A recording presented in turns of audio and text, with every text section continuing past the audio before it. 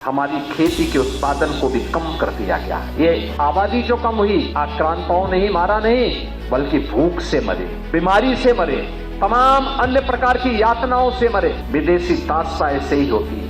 कहते हैं भारत पे जब इस्लाम ने पहला हमला किया था, उस समय भारत की आबादी यानी उसके बाद भी सन 1100 तक भारत के अंदर हिंदुओं की आबादी 60 करोड़ थी, 60 करोड़। और 1947 में जब ये देश आजाद हुआ, उस समय हिंदुओं की आबादी रह गई थी मात्र 30 करोड़। यहाँ पे कल कारखाने थे, लघु सीमांत और लघु और कुटीर उद्योगों का एक जाल फैला हुआ था।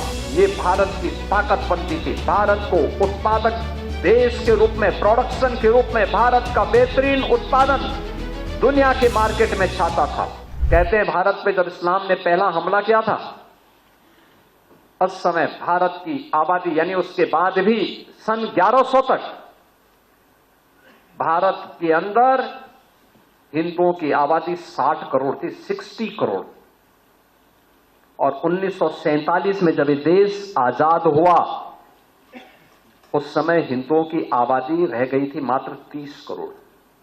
आप मुझे बताइए, इन 800-900 वर्षों में हमारी आबादी बढ़नी चाहिए थी कि कम होनी चाहिए थी? कम हुई। हम 60 करोड़ से 30 करोड़ पे आ गए।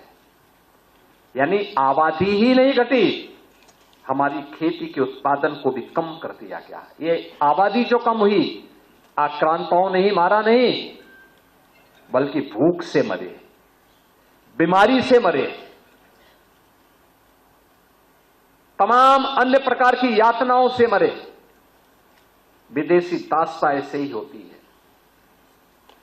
इस देश पे वही किया गया। इस देश पर अत्याचार किया गया, उसका शोषण किया गया। और जिस भारत में 300 वर्ष पहले आधी से कम आबादी खेती पे निर्भर करती थी, आधी से अधिक आबादी उद्योग धंधों में लिप्त थी, बड़े उद्योग नहीं।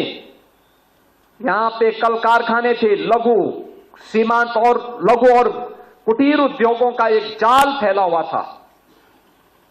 ये भारत की ताकत बनती थी। भारत को उत्पादक देश के रूप में, प्रोडक्शन के रूप में भारत का बेहतरीन उत्पादन दुनिया के मार्केट में छाता था।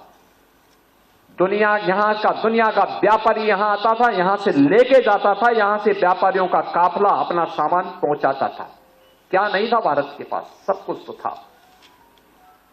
लेकिन जिन लोगों ने जाति के नाम पे बांटा, क्षेत्र के नाम पे बांटा, भाषा के नाम पर बांटा, तमाम वादों के आधार पर बांटा, और आज भी वे उसी विदेशी मानसिकता के साथ काम कर रहे हैं।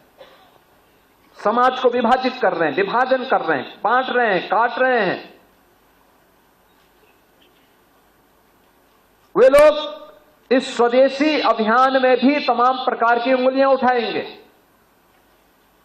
लेकिन प्रधानमंत्री जी का जो कहना है कि हम जो भी भारत के श्रमिकों के श्रम से बना हो, हमारे युवाओं की प्रतिभा से आगे बढ़ाओ, वह कोई भी उत्पादक जो भारत की धरती पर भारत के उद्यमी, भारत के व्यापारी, भारत के श्रमिक, भारत के युवा, इन सबके सामूहिक प्रयास से आया है, उस पूरे उत्पाद को स्वदेशी मान करके उसके लिए हमें एक एक व्यक्ति को तैयार करना है और उसी को खरीदने के लिए लोगों को कहना है।